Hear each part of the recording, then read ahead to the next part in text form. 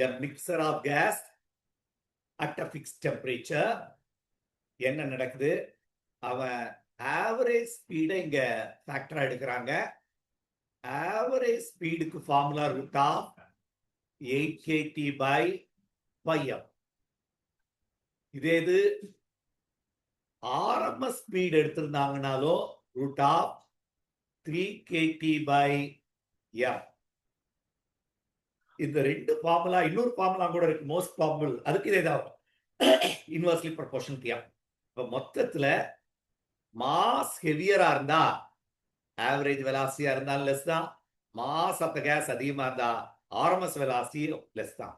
இங்க heavier the molecule, lower the average speed is the answer.